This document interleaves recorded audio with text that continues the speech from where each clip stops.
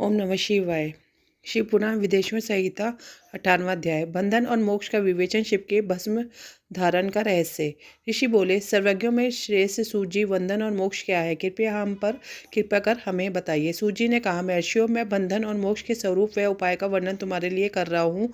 पृथ्वी के 8 बंधनों के कारण ही आत्मा की जीव संज्ञा है, अर्थात बंधनों में बंधा हुआ जीव बंध कहलाता है, और जो उन बंधनों से छूटा हुआ है उसे मुक्त कहते हैं। प्रकृति, बुद्धि, त्रिगुणात्मक अहंकार और 5 तन्मात्राएं आदि 8 तत्वों के समूह से देह की उत्पत्ति हुई है।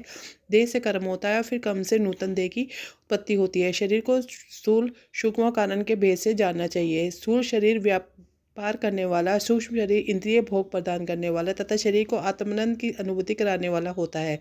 कर्मों के द्वारा ही जीव पाप और पुण्य भोगता है, इन्हीं से सुख दुख की प्राप्ति होती है।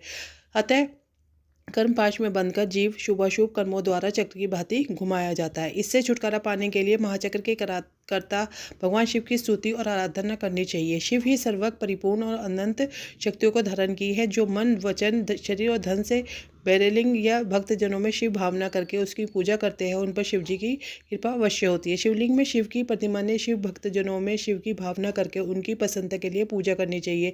पूजन शरीर, मन, वाणी और धन से कर सकते हैं। भगवान शिव पूजन करने वालों पर विशेष कृपा करते हैं और अपने लोक में निवास का सौभाग्य प्रदान करते हैं। जब तन्मात्राएं वंश में हो जाती हैं तब जीव जगदम्बा सही शिव का सामीप्य प्राप्त कर लेता है। भगवान का प्रसाद प्राप्त होने पर बुद्धि वंश में हो जाती है। सर्वज्ञता और तृप्ति शिव के ऐश्वर्य हैं, इन्हें पाकर मनुष्य की मुक्ति हो जाती है। इसलिए शिव का कृपा प्रसाद प्राप्त करने के लिए उन्हीं का पूजन करना चाहिए। शिव क्रिया, शिव तप, शिव मंत्र जाप, शिव ज्ञान और शिव ध्यान प्रतिदिन प्रातः से रात को सोते समय तक, जन्म से मृत्यु तक करना चाहिए। एवं मंत्रों और विभिन्न पुष्पों से शिव की पूजा करनी चाहिए।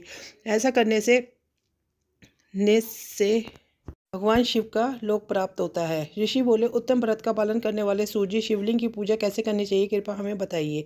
सूर्य ने कहा, ब्राह्मणों अब सभी कामनाओं को पूर्ण करने वाले लिंग के स्वरूप का मैं तुम्हें वर्णन कर रहा हूँ। सूक्ष्म लिंग निष्कल कल होता है और स्थूललिंग सकल। पंचाक्षर मंत्र को स्थूललिंग कहते हैं। दोनों ही लिंग साक्षात मोक्ष देने वाले प्रकृति है। पौरुष लिंगों के रूप में बारे में एकमात्र भगवान शिव ही जानते हैं और कोई नहीं जानता। पृथ्वी पर 5 लिंग है जिनका विवरण मैं तुम्हें सुनाता हूँ।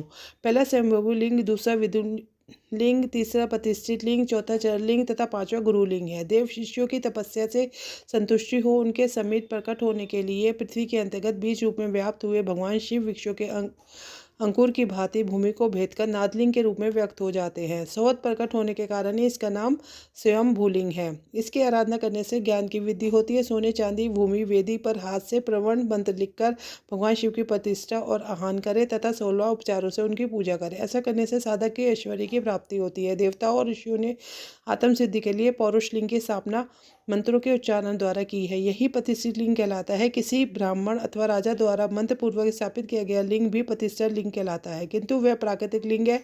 शक्तिशाली और नित्य होने वाला पौरुष लिंग तथा दुर्बल और अनित्य होने वाला प्राकृतिक लिंग कहलाता है।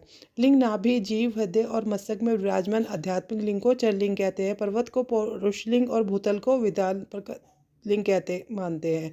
पौरुष लिंग समस्त ऐश्वर्य को प्रदान करने वाला, प्राकृत लिंग धन प्रदान करने वाला है। चर लिंग में सबसे प्रथम रसलिंग ब्राह्मणों को अभिष्ट वस्तु प्रदान करने वाला है। सुवर्ण लिंग वैश्यों को धन, बाणलिंग क्षत्रियों को राज्य, सुंदरलिंग शूद्रों को महाशुद्धि प्रदान करने वाला है। बचपन, जवानी और बुढ़ापे में स्फटिक में शिवलिंग का पूजन स्त्रियों को समस्त भोग प्रदान करने वाला है। समस्त पूजा कर्म गुरु के सहयोग से करे।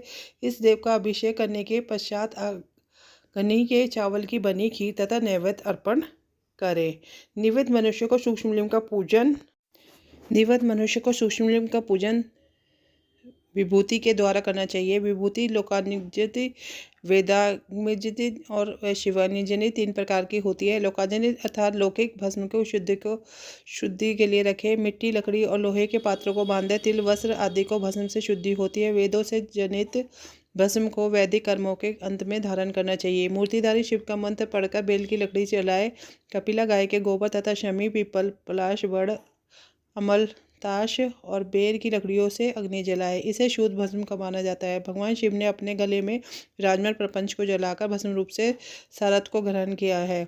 उनके सारे अंग विभिन्न वस्तुओं के सार रूप है। भगवान शिव से अपने माथे के तिलक में ब्रह्मा, विष्णु और रुद्र के सारथ्य को धारण किया है। सजल भस्म को धारण करके शिव जी की पूजा करने से सारा फल मिलता है। शिव मंत्र से भस्म धारण कर शेष श्रमी होता है। शिव की पूजा अर्चना करने वाले को अपवित्रता सूतक नहीं लगता। गुरु शिष्य के राजस, तामस और तमोगुण का नाश कर शिव का पौध कराता है।